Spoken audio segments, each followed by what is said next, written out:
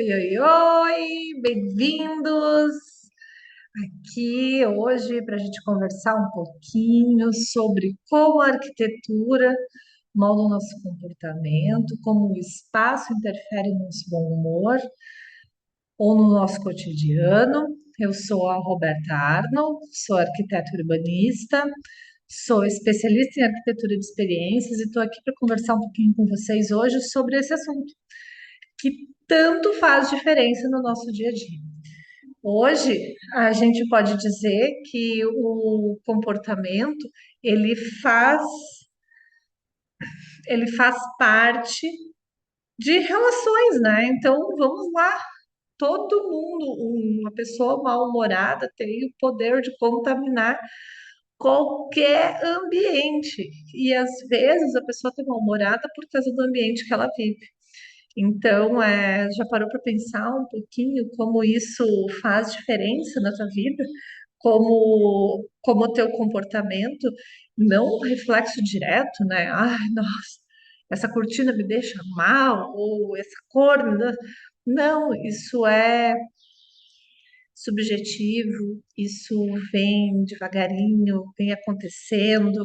Então, a gente vem modelando toda essa estrutura ao redor e o comportamento ele vai sendo ajustado, afinado, enfim, de acordo com diariamente. Então, eu quero compartilhar com vocês hoje algumas coisas relevantes que a gente deve prestar atenção no nosso entorno para que a gente conviva e viva em ambientes melhores e que, de repente, a gente possa usar algumas estratégias, né, para que a gente possa ampliar o nosso bem-estar e viver mais feliz, né, que esse é o objetivo aqui. Então, eu acho que a gente pode sempre ampliar os nossos conhecimentos e compartilhar, principalmente, né? E a gente possa, dessa forma, é, nos unir e criar um movimento de bem-estar no mundo. Primeira coisa que eu quero compartilhar com vocês, eu vou abrir aqui o meu PDF que eu trouxe para vocês. Todo mundo enxergando bem aí. Vou me mover aqui para o cantinho. Vamos me ampliar um pouquinho para não ficar tão pequenininha. Então, o ambiente que você vive molda o seu comportamento? Quem acha que sim e quem acha que não? Vamos ver. Eu tenho certeza que sim. Eu tenho absoluta certeza de que o ambiente ele interfere diretamente na gente. E a primeira coisa que eu quero chamar atenção aqui para vocês é essa frase aqui de Winston Churchill, que foi um político britânico do início do século XX. Winston Churchill, ele é uma sumidade quando se fala em guerras e planejamentos, enfim. Só que ele comentou aqui uma coisa que faz muito sentido quando tu vem na premissa de estudar o comportamento humano e em termos de observação, não como teorias, né? Então, quando a gente observa o ser humano e o comportamento dele, a gente identifica isso aqui, ó. Primeiro moldamos os nossos edifícios e depois os nossos edifícios nos moldam. A gente, como profissional da arquitetura, tem um compromisso muito grande de entender a estrutura de funcionamento da pessoa, porque todas as pessoas, elas são iguais, mas elas são diferentes dentro das suas particularidades. Então, o que que acontece?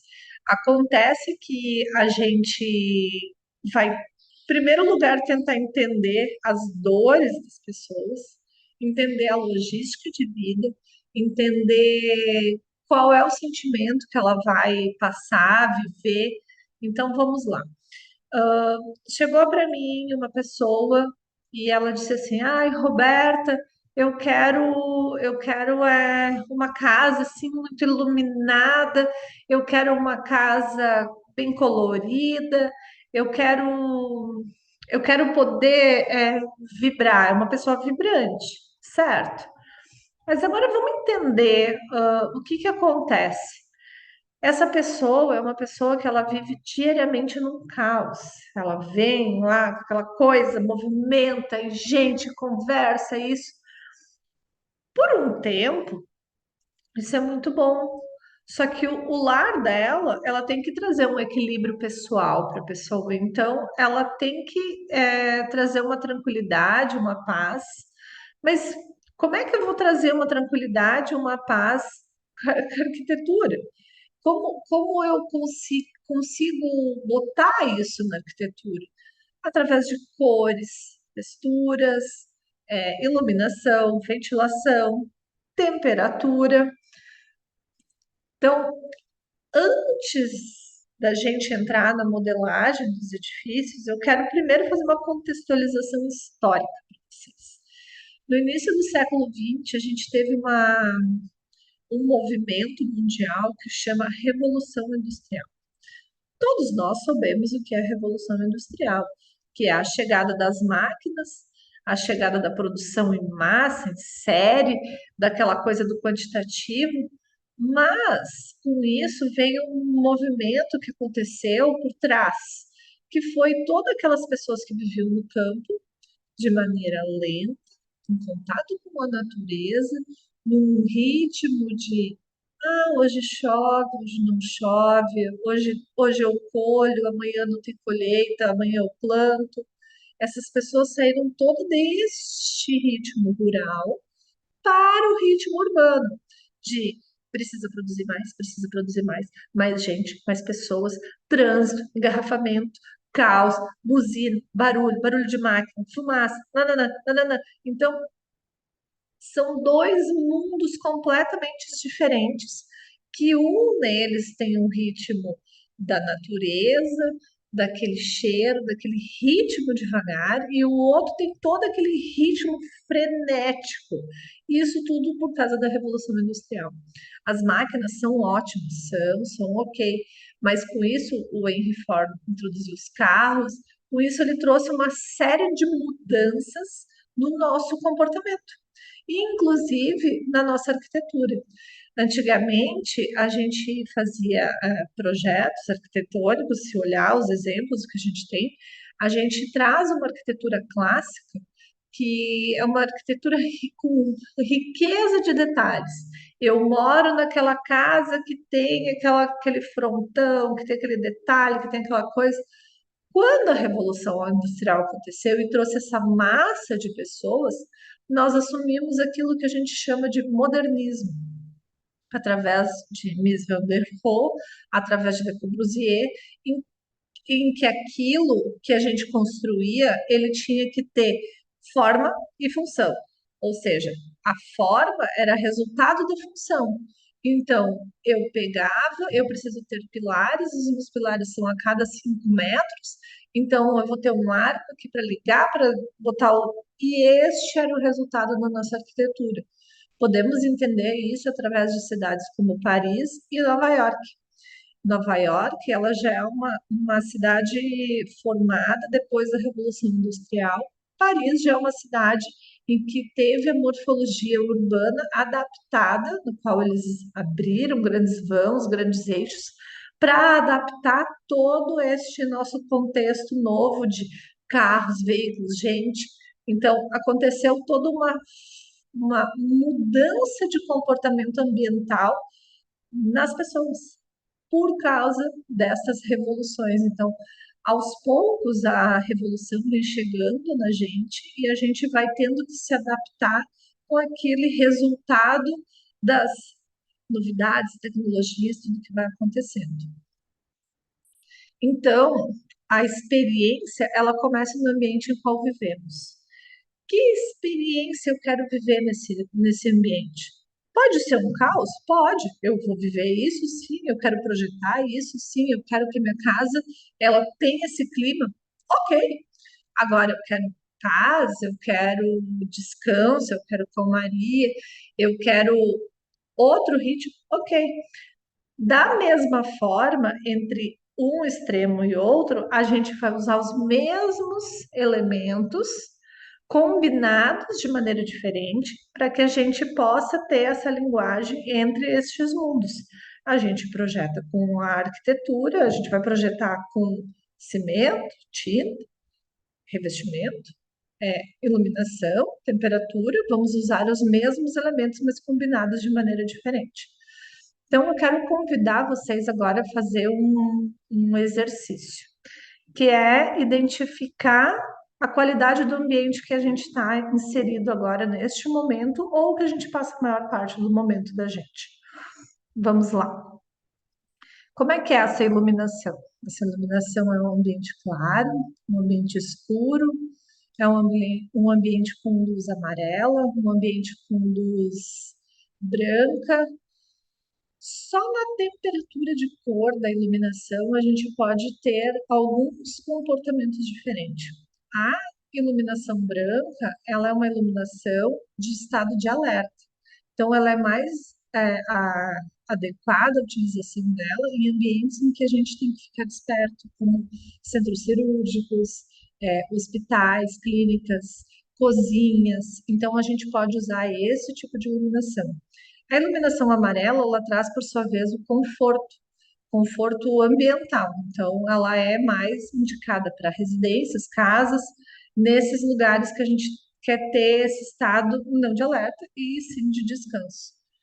A temperatura, por sua vez, ah, a- o ideal que a gente tem é uma temperatura média em torno de 21 graus centígrados, sendo que para baixo disso a gente coloca as pessoas em estado de alerta, porque o corpo tem que ficar se aquecendo, e quando a gente eleva a temperatura, a gente vai ter o descanso. Então, quando o ambiente está muito quente, a gente tende a ter aquela sensação de relaxamento, de cansaço, de pesado.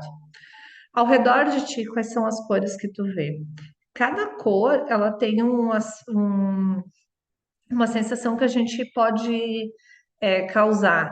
Cores frias, cores quentes, a quantidade de cor, a mistura das cores, então isso também são importantes.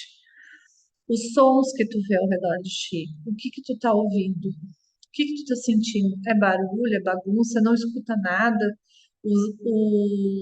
Existe na Europa, meu Deus, um laboratório em que o qual tu entra e tu não escuta som nenhum. E tu sabia que as pessoas não aguentam ouvir som nenhum? Coisa louca, né? Parece às vezes que tu tá tão no meio do caos, ah, eu não queria ouvir nada. Vou lá e não é, bem pelo contrário, o não ouvir nada também não é tão bom assim. E outra coisa muito importante, quantidade de janela, iluminação natural. Existe elementos da natureza, como madeiras, qual é o tipo de piso, piso frio, plantas, vegetação. Então, todo este contexto vai criar uma atmosfera na qual tu está inserido que vai modelar teu comportamento. Eu costumo dizer que a gente tem as ferramentas na mão. E se eu pegar essas mesmas ferramentas e levar elas para alguns tipos de arquitetura, eu vou usar como exemplo aqui. Eu vou construir com cimento, pedras, tinta cinza, eu vou construir o Museu do Holocausto. Há relatos de pessoas que foram no lugar que diz que traz uma tristeza também, mas eu estou construindo com elementos que eu construo a casa de qualquer pessoa. Então, qual a história que está sendo contada por trás. Então, isso é relevante para fazer uma contextualização daquilo que tu está aplicando em termos de referenciais de arquitetura. Porque a história que tu conta traz um movimento e faz criar força aquilo que tu está materializando com a arquitetura. Então, olha só, a arquitetura de experiências é criar de maneira intencional o sentimento que a pessoa vai viver no espaço e desta forma controlando a experiência vivida. Então, eu posso juntar todos esses elementos e combinar eles de certa maneira que vai causar sensação de medo, sensação de bem-estar, sensação de conforto. Então, eu não estou fazendo nada diferente, eu estou combinando esses elementos da arquitetura para criar uma experiência positiva ou negativa. Não sei se vocês sabem, mas vou fazer um outro time. Imaginem vocês, fechem os olhos. Imaginem vocês caminhando agora em Paris. Paris, aquela Paris que a gente olha, estamos caminhando num boulevard, eu olho para a vitrine, eu vejo aquela poltrona clássica, aquela decoração linda, toda cheia de detalhes, e eu vejo uma joia lá no meio. No meio disso, eu, eu penso assim, nossa, que coisa mais linda, eu quero aquilo para mim, me sentindo, o Luís XV, né? Quando eu entro dentro da loja, dentro desse contexto todo, tá tocando um sertanejo.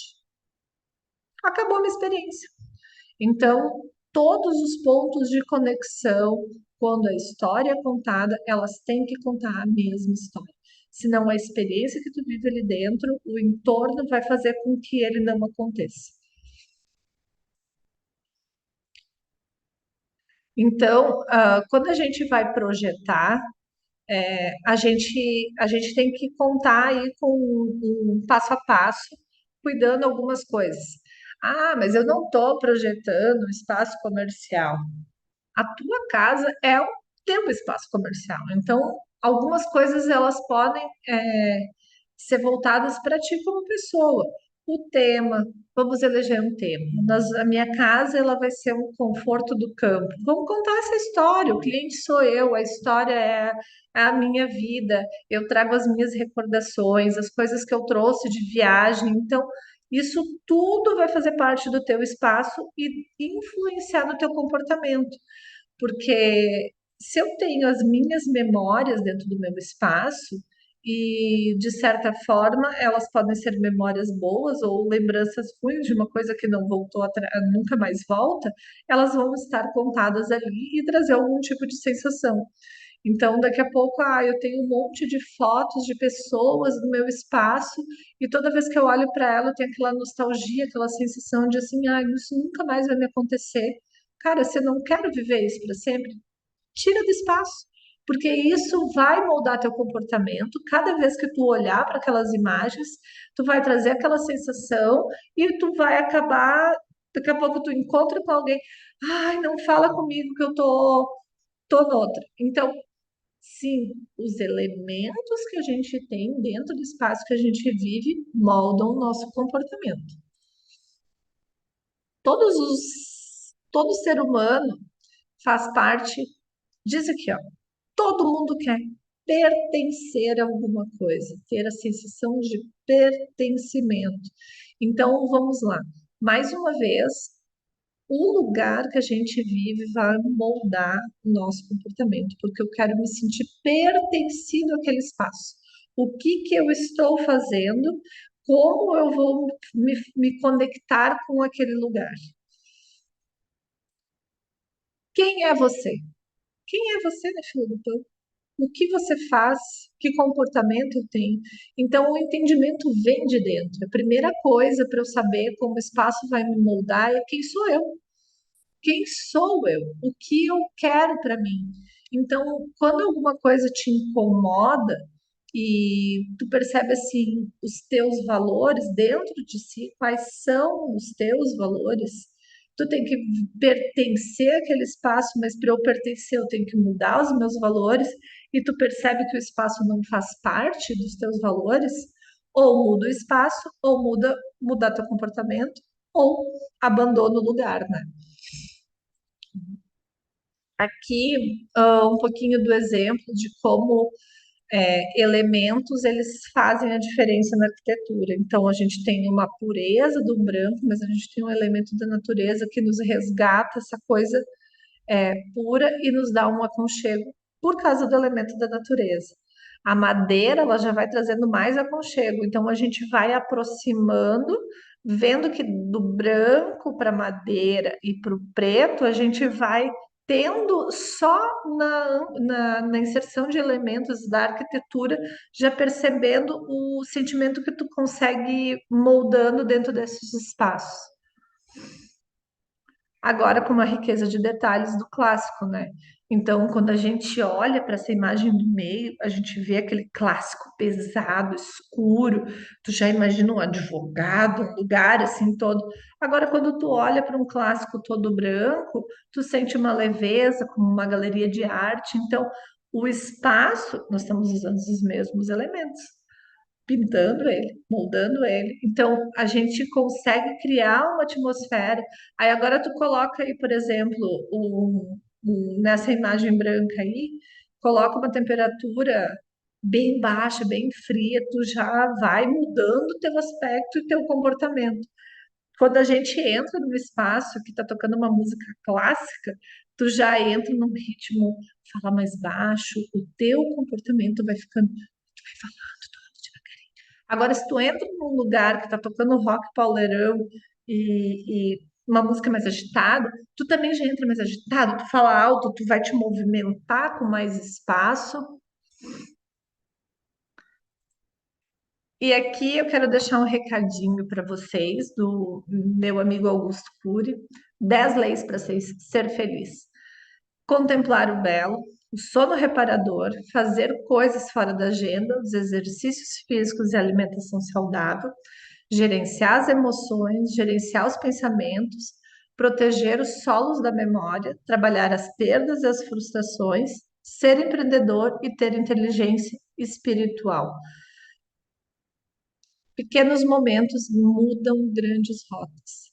E esse aqui é o meu recado para vocês, para a gente poder entender o nosso entorno e ver onde a gente está inserido, se os lugares que a gente está pertencendo são realmente de acordo com os valores da gente, ou se a gente vai ter que mudar algumas coisas do nosso ambiente para a gente poder relaxar, para a gente poder acelerar. E com a arquitetura a gente consegue fazer tudo isso. E fico muito feliz porque me acompanhou até aqui. E a gente vai se falando. Beijo, beijo. Tchauzinho.